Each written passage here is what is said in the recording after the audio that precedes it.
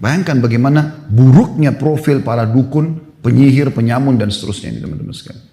Yang kita sayangkan subhanallah di zaman kita sekarang bahkan mereka berani masuk di medsos mengadakan pelatihan-pelatihan ilmu santet, merusak hubungan suami istri, merusak rumah tangga orang, menyakiti orang lain, merusak pekerjaan orang lain.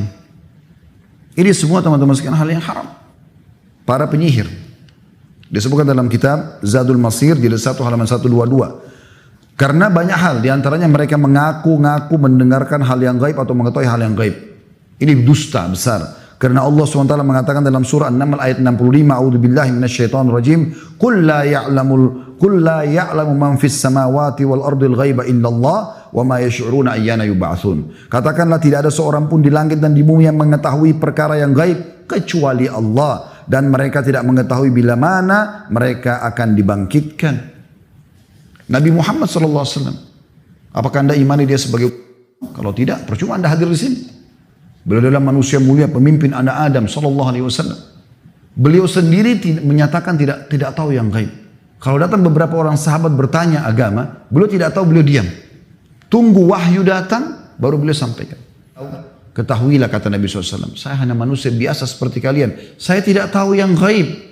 Tapi sekarang wahyu telah turun kepada aku menyampaikan kalau untaku ada di lembah itu, disebutkan lembah tertentu, talinya kekangnya tersangkut di salah satu dahan pohon, ambillah.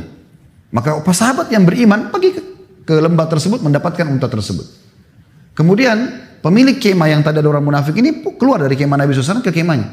Lalu dia mengatakan, tadi ada penyampaian Nabi SAW yang sedikit unik bagi kita. Beliau mengatakan, kenapa ada di antara kalian yang mengatakan inikah yang mengaku Rasulullah lalu tidak tahu kalau untanya hilang di mana?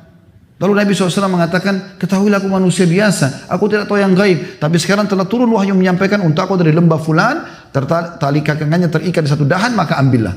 Maka kami pun pergi, kami temukan unta tersebut. Lalu orang-orang itu mengatakan, apa kau tahu siapa yang Nabi SAW target maksudkan tadi? Dia mengatakan tidak. Kata mereka, ini orangnya, munafik yang tadi bicara. Maka pemilik kemah itu mengebukin si munafik tadi. Tapi saksi bahasan kita bagaimana Nabi SAW sendiri mengatakan saya tidak tahu yang gaib.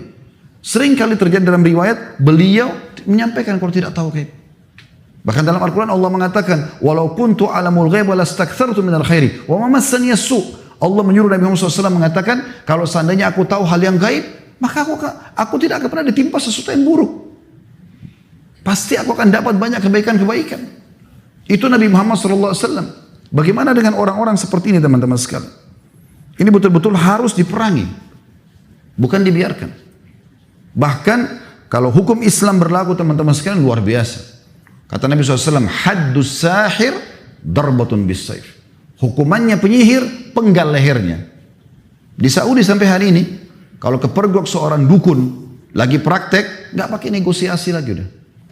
Nggak dipercaya lisannya, karena Allah katakan mereka pendusta.